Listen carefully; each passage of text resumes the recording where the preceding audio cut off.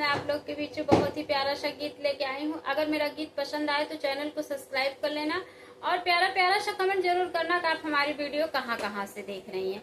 बहुत ही प्यारा सा गीत आप लोग के बीच में लाए हैं। तोहरे बो करियऊ का तनिकऊ ना दूध, ससुरु जी के पूत, ससुरु जी के पूत।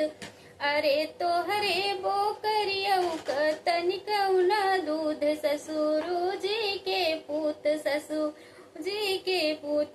अरे तोहरे करनवा नैहर हमरे छूट, ससुरु जी के पूत, ससुरु जी के पूत। तब तक तू कहा हमरे लड़का यो बच्चा, तब तक कहा हमरे लड़का यो अरे लड़का यो बच्चा हो, बिटिया यो बेटवा, लड़का यो बच्चा हो, बिटिया यो बेटवा।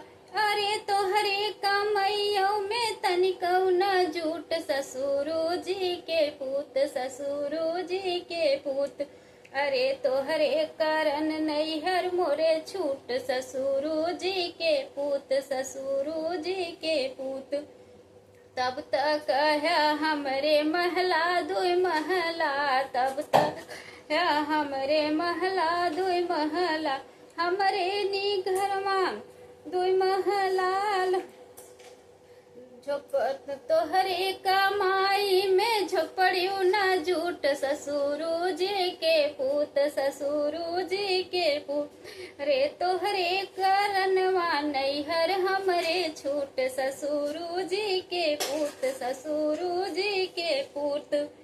तब तक कहा हमरे गद्दार जैया, तब तक कहा हमरे गद्दार जैया, गद्दार जई हो गद्दार जैया।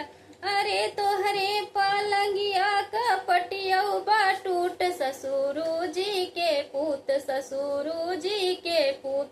रे तोहरे करन नैहर मोर छूट, ससुरु के पूत, ससुरु जी के पूत, ससुरु जी के पूत।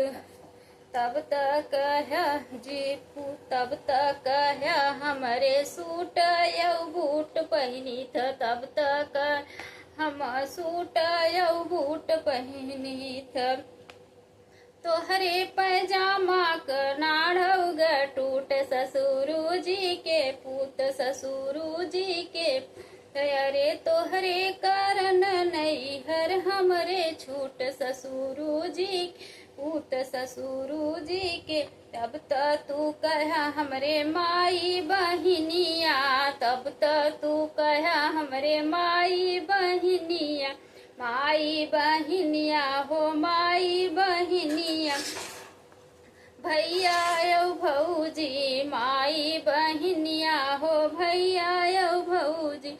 अरे तोहरे दुआरे कुकुरियो न झूठ नहीं, ससुरु जी के पूत, ससुरु जी के पूत। तोहरे करन नैहर हमरे छूट, ससुरु जी के पूत, ससुरु जी के पूत। अगर चुटकुला नाच गीत पसंद आए तो चैनल को सब्सक्राइब कर लेना और प्यारा प्यारा सा कमेंट जरूर करना।